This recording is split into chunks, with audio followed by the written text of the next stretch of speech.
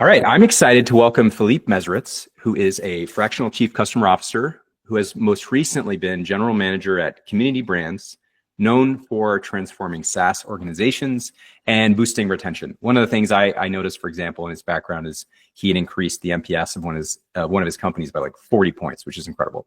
He's a two-time CX Leader of the Year finalist. He's passionate about building high-performing teams and also helping exceed customer experiences and expectations. So I'm excited to welcome Philippe. Thanks for joining us today. Thanks, Scott. I love these conversations. So I appreciate you having me on here. Yeah. And again, like I think one of the things that was really cool that really stood out to me about your background is just how many different companies you've worked on, and helped guide towards excellence. And I think that's a big testament to, presumably who you are and what you care about. No, I agree. I mean, I think customer experience has always been that area that I'm focused in. That I started back in college. I was doing web design, and back then it was, how do you help deliver the best value for your clients? And you're thinking about their customers' experience, and it's really how it all started, I think. And it's always been an interesting space, and I love growing people and understanding what customers really love to do. I would love to kind of delve deeply into that, that comment around the web design, the beginnings. Sure. Where did Philippe start? Why did he get into what he got into? Tell me a little bit about the origin story. I'd love to hear some of that. Yeah. So I guess the origin story for me is, in college, I was not a good student. And look, I failed out of college. I then went to another college and said, I'm going to earn my way back in. Did that, went back to the college that I failed out of, and then quit because it wasn't the place for me. I learned quickly that I wanted to be out in the world learning things and doing things. And so I ended up getting my degree 20 years later. But I started doing web design and interacting with consultancies and clients and really learning how to do that. Then I moved into system administration for my own company, and I ran text-based games of all things and hosted them. And it instilled in me this need. Actually, just really quick, I want to focus. So text-based games, help us understand. Maybe somebody's never played one of those. I'd love to hear more about it. So text-based games are MUDs and mushes, multi-user dungeons. Basically, think about World of Warcraft or League of Legends in today's world, only all based in text, and you're typing back and forth with people, and all the things that you're doing in text nowadays, we used to do that on dial-up. And it would be, how do you communicate? And so you had to have a server farm, basically, where you were hosted. And I would run that host, and we ran hundreds of games that different people had with different themes. And it wasn't at the size and scales that any of these newer businesses have, but it did instill the fact that I had to help our customers be successful. And so how do I make sure that it's stable? And what do they need? Do they need more throughput or help with coding or whatever? And so that's kind of where I started with things. And I think it's gone throughout my entire career. I remember this time where I was doing this consulting after I'd been laid off for an IPO company back in early 2000s. And I had gone back to doing consulting on web design and e-commerce. And one of my clients was this commercial grain company in California. Look, like doing e-commerce for a company that sells to commercial spaces was kind of weird. So we built a whole website around what they did.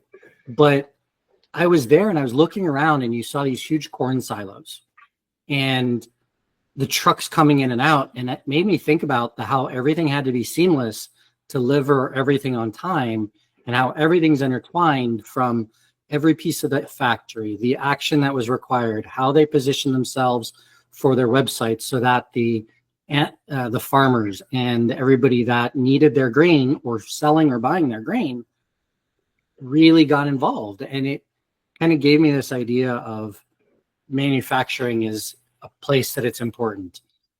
Customer success exists in all different areas. And I think people think about it as a SaaS B2B thing, but it's all over. And if you just pay attention to it, it really just becomes this core component of almost every business out there.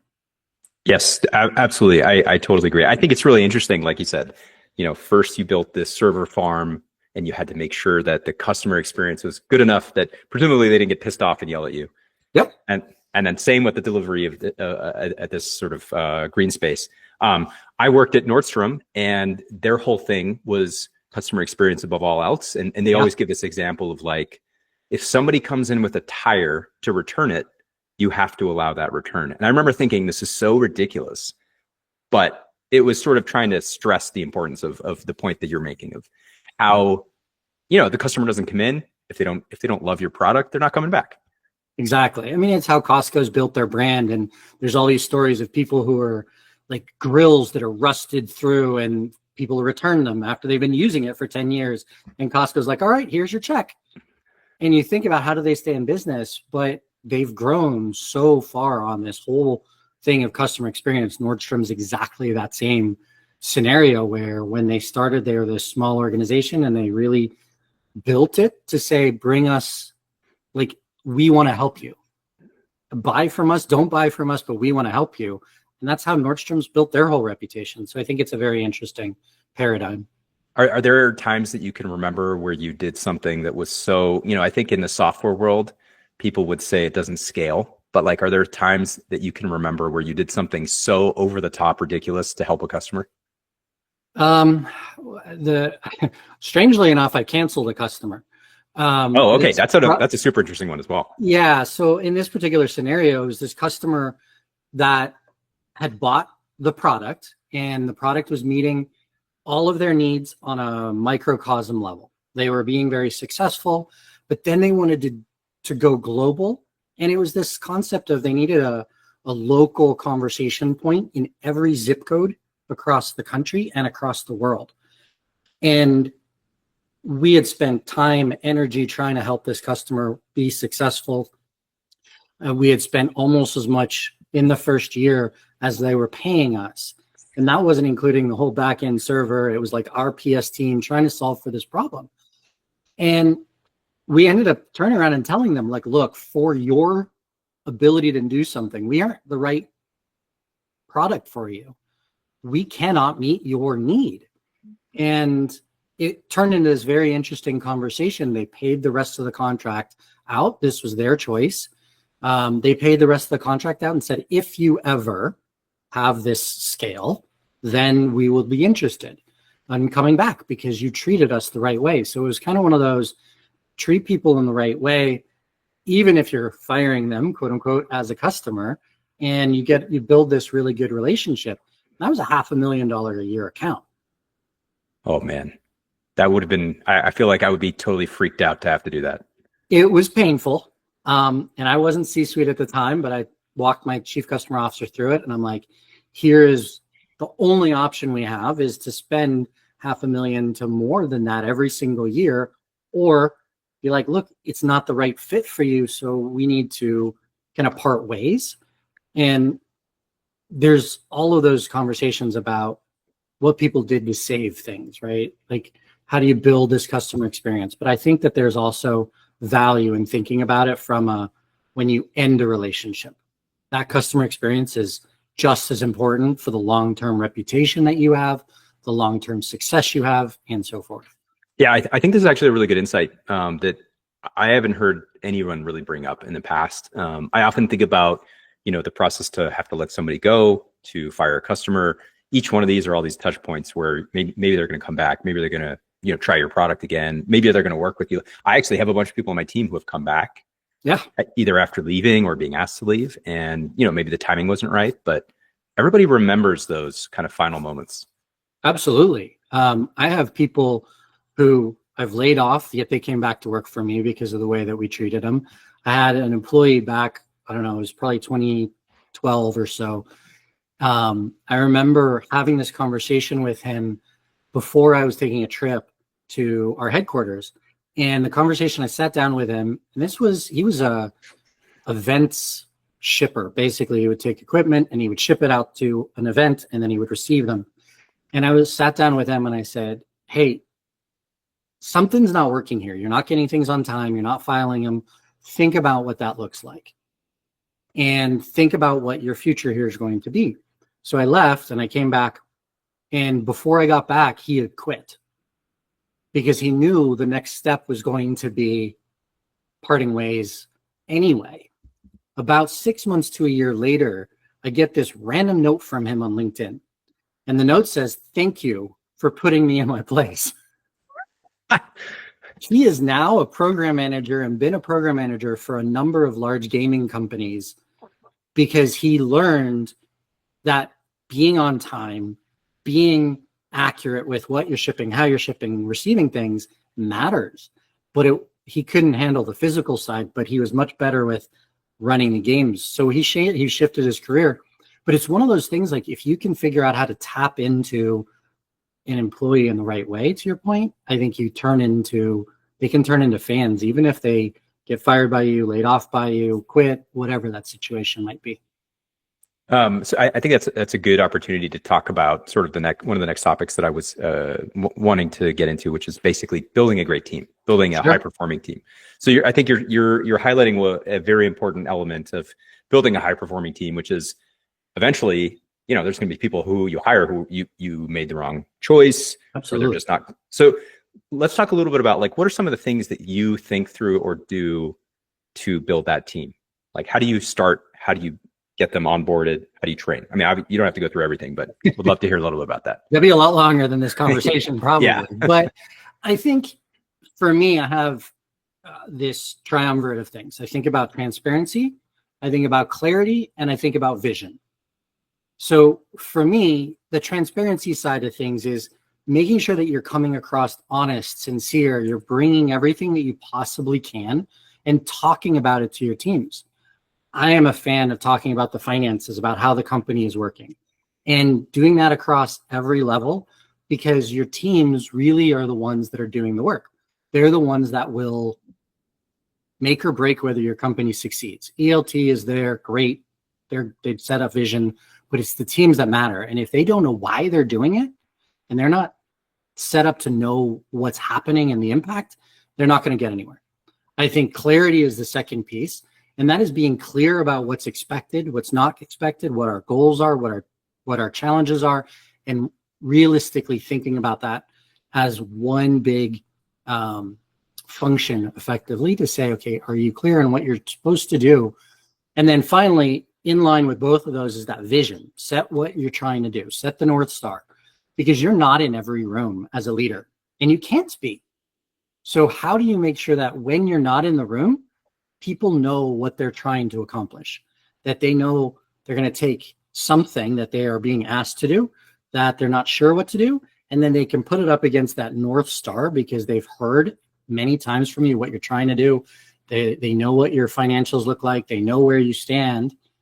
And then they can go and execute without having to pick up the phone and go, "Hey, Scott, hey, Philippe, I need your answer, and I'm not going to do anything until you're ready to go." And I think that really builds it across a global team, across an in-person team. But those three things really drive success. I love the transparency part. I do think that there is a little bit of a challenge, not always, but sometimes with transparency, because I think you often run into, or you can run into folks who, when you share too many details, it freaks them out. It's like, here's how much budget we have, or here's the revenue path. And they're like, whoa, what does that mean for me? Does that mean, this sort of spiral? Have you kind of had experiences like that where, sharing too much or sharing enough, it goes in a different direction than you expected? Yeah, actually, it was funny. I took on a professional services team a number of years ago. And in that conversation, I had a strong reputation, so it helped because I was being transferred from internally. And in the first meeting, I said, my experience with professional services is limited in managing the team. And that just went the wrong direction. What I meant to say is, you all know more about PS than I do on an individual basis. I understand how to run an organization, how to improve the processes, how to take customer experience and make it better. You've worked with me and so forth, but immediately turned into, well, why him? So yeah, transparency can create some havoc at times, but that's where that clarity comes into play in answering questions. I am a fan of having open Q&As, and it's 30 minutes on the books every, whatever, 2 weeks, month, whatever amount of cadence is right for you. But come and ask whatever question you want so that I can be clear. Because to your point, if you spiral, the reason you're spiraling is because you're not seeing something most of the time. You're not understanding something. So you have to give them the grace to process and then the grace to understand and ask the right questions. So you have to be there to be able to do that. Yeah, I definitely agree. I like the word grace. So like in the case of the vision part, one of the things that I've noticed, I worked at Facebook where we had a weekly all hands with Mark Zuckerberg, and he was fairly relentless about, hey, here's our goal, here's the direction. And in some ways, I often was like, why does it seem to be so consistent and the same? And I think as I became CEO or a leader, or C-suite, whatever you want to call it, I've noticed that you kind of have to be so rigorous about repetitively saying the same thing over and over. Have you kind of found the same? No, I think that's absolutely accurate. There's the sales tactic where you have to hear it 7 times before it captures. Yeah. I don't think it's any difference with employees. And you think about when you were an individual contributor and you're just starting your career out, as soon as you understood the what and the why, you are now much more willing to be involved and push the limits and make decisions on your own. If you don't understand the what and the why, you just sit there and you go, I don't know why I'm doing something. And so I think that vision lets you formulate that. And if you're not all on the same page and you're not consistently reinforcing that, it's so easy to get off track. And I think people often believe that, especially at the ELT level, this is something that I've kind of run into with the more senior I got with leadership. You're having so many conversations and it's clear in your mind because you've talked about it for 2 months. And then you turn around and you tell your team, hey, we're going to go do this thing. And it takes them a little bit to understand it, but you're like, come on, I don't have to tell you again. But that's because you've talked about it for 2 months and they've talked about it for what, 2 hours? That's a great point. Yeah, you're totally right. And so I think that repeatability, I believe that repeating your vision over and over again isn't actually as often as people think it is. It feels like it's a lot more because they're having the conversations in one-on-ones and public and with the ELT and the board and other people. And so how do you help the rest of the team follow that along so you get repetitive to do so? Have you found that the transparency, clarity, vision, I liked how you called it the triumvirate. That was pretty cool. Have you found that the remote work, I don't know, how much you've done remote or in person, but what's the biggest difference? Is it basically the same or are there adjustments you've had to make? It's the same, but there are definitely adjustments, right? So the concept is pretty much identical. I think the adjustments that you have to think about is, I think people's tendency is to think about whatever time zone they're in naturally, right? Oh, well, it's 9 o'clock. Okay, well, 9 o'clock where? And so sending your messages at the same time every day on a truly global team makes people who are on the other side of the world feel like they're not as important because you're sending it at midnight, their time every night.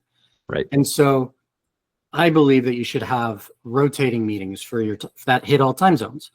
So do something at 9 o'clock in the morning, your time. And then sometimes you're going to do something at 9 o'clock in the evening. So that's 9 a.m. for India or Australia or whatever. You can schedule your emails and your Slack messages so that they're not always at the same time. And you can adjust that to be more time zone related. And I think there's a lot of little things that you can do to bring a global team in more. And I always think it's funny when people say, well, in-person versus remote. I'm like, I haven't had a fully in-person team, quote unquote, I don't know, in 15 years, because I've had people in the UK or in India, or Australia, Bulgaria. Like, they're not all in person, even though they're in person in their office, they're not with me. So for me, they're remote anyway. So you have to think about how do you hit them when they're awake, when they're ready to engage. Otherwise, you're going to get crickets. Yeah, I think also, I think you said it in a nicer way, but you also drive people crazy. For a while, I worked in Menlo Park and my boss is actually based in London. And so it was really interesting because if I went to visit London, the amount of work that I felt like I had to do was 2 days worth every day. Yep. Whereas for me in Menlo Park, it was like, I can only catch him for 2 hours a day. It's like impossible to connect. So it's really interesting to, I guess, understand and then sort of empathize to your point. Like you kind of have to start to adjust your mindset and hopefully align more clearly with theirs. Otherwise, you're a jerk and you drive people crazy. Yeah, exactly. Because I mean, I think about it like nowadays, everybody puts the line in their email signatures that says, I'm sending this at my time. You don't have to respond. Okay, well, we all know the fact is if your boss sends you an email, Yeah. I don't care what that signature says. They're going to want to respond. So you have to do your best to think about that. And so I would send something to India and I'd be like, crud, it's 10 o'clock at night and they're not supposed to be working. So I started to try to be like, okay, schedule send 1 a.m. my time, 9 a.m. theirs, or whatever time zone, depending on where you're sending it. So you have to think about it from a global perspective instead of a me perspective. And I think that drives better engagement across your team. So how do you balance the need for balance and then also the performance that is clearly required to be on an executive level team, a C-suite, et cetera? So and maybe there's two different Sure. ways I'm looking at this. One is for you, how do you manage the stress? And then two, how do you deliver some of it, but maybe buffer your team a little bit? Okay. Strangely enough, work stress has not always been my Achilles heel. I don't have that much of a challenge with the work stress side, probably because I've got a whole bunch of personal stress with illnesses and stuff in the family. And so I'm like, work, that's just chill. So it's a little bit of a different world. But I think it is important to make sure that you balance what makes sense for you.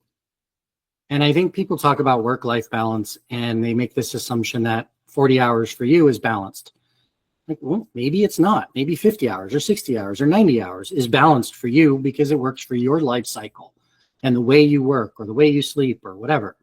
Like, for example, my wife and I, she's a night owl. I get up in the morning. So I can work at 7 a.m. no problem. And she's still sleeping because she doesn't go to bed till 2 a.m. And so our work-life balance is I'll spend the time in the evenings with her and I try to stay off the computer, and that's how we handle things. So it's really how do you balance it? It changes based on your life cycle. And I think people need to remember that, that whatever works for them is what work-life balance really is. And then your second half of your question around how you deflect it from your teams, I think your job is to own the majority of the stress while putting enough pressure down to get things done in the way that it needs to get done. So trying to do that in a way that it is less stressful and deflecting it and taking it in a human-centric way, and remembering that the person that you're trying to pass things down to, you're delegating to, that you're pushing to go do more, do better, do whatever. I think that's, you have to remember they're still human. So you have to figure out what works for them. I've had people where I can tell them like, "Well, go get this done now," and that's the way to get them to perform. And then other people who it's like, "Hey, could you please work on this over the next 24 hours?" And that's the way to get things done. So you have to kind of change it between how that person will receive it in the best way. Yeah, that definitely resonates. I think one of the things that I remember, and this was earlier in my career when I was. So I think at the time I had 3 kids under 5, maybe something like that. And so to your point, I didn't feel like I had any work-life balance. It was basically like work hard during the day, go hard at night with my kids, and maybe not sleep. But I remember, feeling some stress about it as an individual contributor, and talking to my boss about it, and he's like, to be honest, I don't have any balance either, and that's just how I work. And I thought it was really interesting. Like nobody admits that. But that's reality. It's like there's a lot of people who just like to work or work a lot, like you said. But a lot is I guess specific to whoever you are. So yeah, that's a really interesting point. Yeah, I mean, my dad, he worked for an international bank, and his job was travel all the time. And in looking back at things and having conversations, I always felt like he was gone all the time because he traveled so much. But when I talked to him, he's like, yeah, but I made it home for every single soccer game. I was there Friday nights. I took the latest flight home Friday night so I could be there Saturday morning. And I took the latest flight out on Sunday so I could spend the weekend. And so it's kind of figuring out how to make all of those things work. And I don't think it's easy. And so it's always interesting when people talk about, well, I have to be super balanced. I'm like, life is messy. And therefore balance is messy. And you have to decide what works. And it might change. You were saying your 3 kids, your work-life balance now is different than it was when you had 3 small kids. Yeah. And things evolve. So speaking of evolving, I earlier today I was watching a video. It was just this politician talking about AI and what they hope, the AI landscape looks like. And I think we're obviously at an interesting time. There's been many cycles of technology growth, like mobile, social, cloud, and right now I think we're in the midst of AI. So, I'd love to talk a little bit about what you're seeing amidst all this chaos, and what are some of the opportunities, things that you're excited about with emerging technologies, AI, all these kinds of things in your world. I think AI is the most common answer of, that's the thing that's going to change my world, right? And it is. Yeah. There is no question in my mind that AI is going to drastically change the landscape in almost every role out there.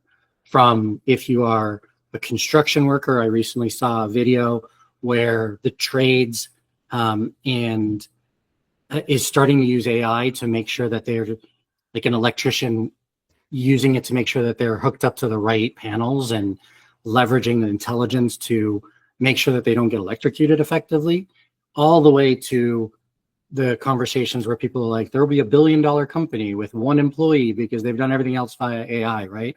And so I do think that it's the obvious top answer is AI. But I want to break the mold a little bit in terms of answering your question, because if I could answer AI, we'd talk about that forever. But I think in a customer experience and CS space as a whole, I think that the big thing that's going to change is how companies and people interact. I think there's been this concept historically where customer success and customer experience is all about the relationship. And then we're now in this swing to everything needs to be commercial. And if you're not a commercial owning customer success manager, then your job's going to go away. And I believe it's going to be somewhere in between. So we've got this pendulum swing that's happening right now that will, in my opinion, land in the middle, where you have to be commercially focused, but relationship driven. And by pulling all of that together, you now have a way to transform what is going to happen. And I don't know what tech is going to be the supportive player in all this, but we're still humans selling and working with humans. And until we get purely AI oriented companies that don't have any employees and humans don't matter, maybe that'll happen. A Terminator, I don't know. But until that happens, you still have humans working with humans, relationships with humans, and you have to figure out how to blend those two things, how to have the right conversation at the right time. And I don't know what the answer is, but I feel like we swung one way, we're swinging the other way too far, and we're going to have to figure out that right balance. And that's really where I'm really interested in seeing what we're going to do. Yeah, I think this is a really interesting point, the relationship element, the working with humans part. I think a great example of, not too many, but a few companies who historically have basically been hard to talk to somebody. You think about Facebook, you think about Google. It's like your account gets deactivated. You have to go through your whole network to find like the one friend who worked at Facebook 10 years ago. Then they have to like do their back channel ping. And that whole thing is crazy. Yeah. And like, if I go to Nike and I just walk in and I don't know what I want. So for example, I guess the better example would be Nordstrom shoes. I mean, like their whole thing is you walk in, they bring you 7 pairs of shoes. It's kind of crazy, and then they just help you figure it out. They talk to you. If I just walked in and my shoes arrived, it would be a very different experience. And I think the whole company would have to like re-architect itself in a way around, I don't know what, maybe cost cutting, but it's very, very, very different. So yeah, your point is super interesting. Yeah, I mean, I think it's like Amazon, trying to return something on Amazon is super seamless, right? You don't talk to anybody. It works great. The problem is the second it doesn't work great, there's no customer experience after that. That is driving something that you can do. It takes forever to go talk to someone, and you have to figure out exactly where in the links you got to follow to get to getting that help, because they try to automate everything. And I think that's too far towards the AI side of things. But the more AI becomes more humanized, I think it will become better. And I do believe that that'll help. But again, it goes back to, even when AI is doing things, I think there's still going to be a human that helps drive the emotion in it, that drives the engagement factor. Because I don't know, maybe that's just me, but I believe that engagement and the human centricity over top is what's going to make those companies stand out from the noise. Yeah, I think that one's especially interesting. Every time I get a little bit worried about, how quickly am I going to get replaced? I just go to ChatGPT and ask it to help me write an email, and it's like this Victorian English gentleman and writing an email, and I'm like, dude, the tone is totally wrong, and you have to go through this whole process to have it be a little bit more like me, and then I feel a little more calm, at least until the next model comes out, and then I'm freaked out. Yeah, no, it's evolving super fast, right? I mean, I think it is going to be a very interesting evolution to see how people really adopt and learn how to leverage AI to do better versus to replace. And I think it will replace certain functions in exactly what the function is now. And I had this conversation a while ago with someone, and we were talking about, well, AI is going to replace you name it. And I said, okay, 100 years ago, farmers still used horses and pulled things, and now they push a button and their vehicle drives, and they're doing one entire field with one vehicle and one farmer. And other farmers are now doing other things. And so it's not a question of, are you going to be replaced? It's how do you adapt in the world to leverage what is replacing you to do better? Yeah, absolutely right. It seems so weird and unfortunate that the more productivity tools I get, the more work I do, and then the more time I have to do more work. It's sort of like this infinite circle. For sure. So, like thinking back to some of your early examples, we talked about building a server for your game and making it good enough that folks basically were happy. And then we talked about this green space company and try to think about like all the logical operational components to make sure folks are happy.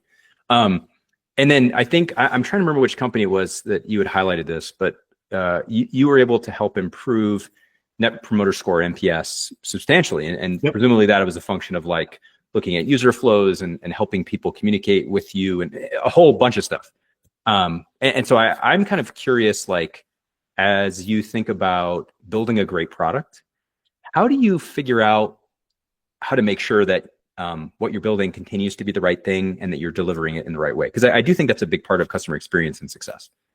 Yeah, I think understanding what the problem is that you're trying to solve and making sure that vision is established and you know where you're going, I think it's really important. And I think a lot of times companies that veer from that do that because they're comparing themselves to others. They look at their competitors and they go, well, they are doing X. And there's a philosopher, his name's psychiatrist, I'm not sure, Jordan Peterson. And he says, don't compare yourself to others, compare yourself to who you were yesterday. And it's this idea of, it's a self-help statement, but I think it applies to products and companies too. And the more you compare yourself to your competition, the less you are going to think about what is it that I and my customers really believe the right answer is. And so I think having that, it's one of the things I told my product team at my last place was, stop worrying about what this other competitor is doing. What should we be doing? Because if you chase them, you're always behind the ball. And if you think about what you should be doing by talking to your customers, by using AI to gather feedback, by looking at it at a macro level, you can now leapfrog the ball that you would have otherwise be chasing by doing the thing that's right. And otherwise, you're going to have one person who's always being chased, and no one will ever be better than that. And so I think there's a way to really think about that. Well, it is really funny how so often the best response here is talk to your customers, because like if you and it's sort of awkward to talk to your competitors, but if you were to talk to your competitors and they were honest with you, they would probably just share the insights from their customers. So you're, instead of just like following them blindly, talking to your customers certainly helps. And I think that's especially true in the context of AI. It's like there's these general purpose models that can effectively do anything, but like they also really can't do anything super well yet. And if you build a tool, and I think we're seeing that now, if we build a verticalized specific product as opposed to using an AI, it's like we're building a product for a customer because of their problems.